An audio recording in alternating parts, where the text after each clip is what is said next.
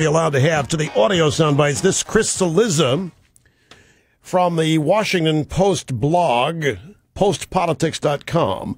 He was on Andrea Mitchell, NBC News, Washington, this afternoon, and she said, "What do we do in trying to sort this out?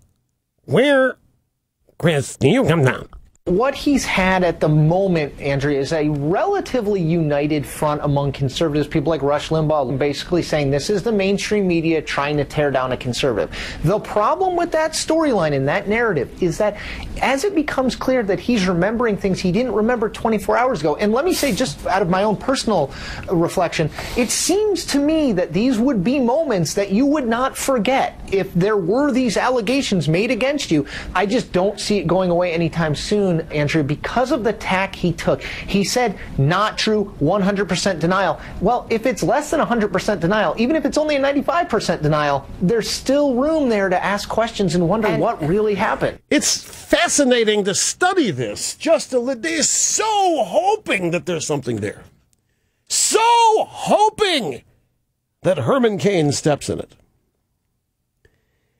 And every time I hear one of these people go on and on and on about, let's take what is the worst that could have happened here. What?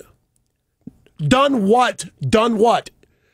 What? Okay, we're talking about a gesture. By the women's own admission, there was nothing overtly sexual, right?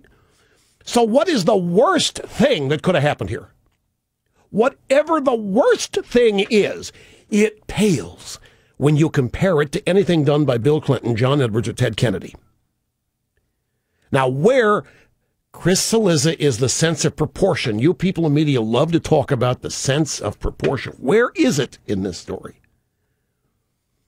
He keeps changing his story. Things he said then aren't what he's saying now. This is something you would never forget if you had been accused of sexual harassment, and he's saying he didn't remember it. If somebody accused me of sexual harassment and then said I had done nothing overtly sexual, I would be so confused I wouldn't know what to do. I'd be scratching my head. What the hell did I do?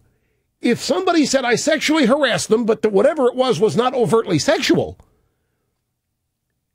how could you plead guilty to it? My friend Andy McCarthy has recently posted on this at National Review Online. And here's what he says, I'm not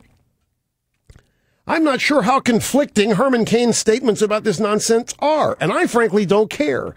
Cain's made a number of conflicting statements on matters of substance, i.e. negotiating with terrorists, abortion, the propriety of killing al-Qaeda's al-Awlaki. We got abundant basis to probe how consistent Herman Cain is, how deep his convictions are, and what all that says about his suitability, just like we ought to be probing conflicting positions taken by other candidates. But on the Politico sensation out of nothing report, the real story is how confident the left is that it has set the terms of and the traps in our public debate. Unfortunately, that confidence seems well placed. So, as far as Andy's saying here, the real thing to note is how confident the left is in their ability to set traps and nail somebody. On the right, set traps and nail a conservative. There's something seminal that has taken place now in this Herman Cain story, and it is this. The press has given up on the crime. The press is no longer concerned with what Herman Cain did. Now they're trying to get Herman Cain on the cover-up, even if they have to make up the cover-up. Their story today, I should have it in front of me, I've got it in the stack. Their story today, basically, at the end of it, they're asking these women to come forward. Damn it, help us here, they're saying. About how much easier this would be, and about how important it is for these women to come forward, put their names to it, and nail this down. Damn it, the women won't come forward. What are we going to do? Okay, so they have to give up on the crime. This is very important, folks. They're now, you just heard with Chris Cillizza, Now they're trying to nail Herman Cain on his inconsistency, on the cover-up, how his story is changing.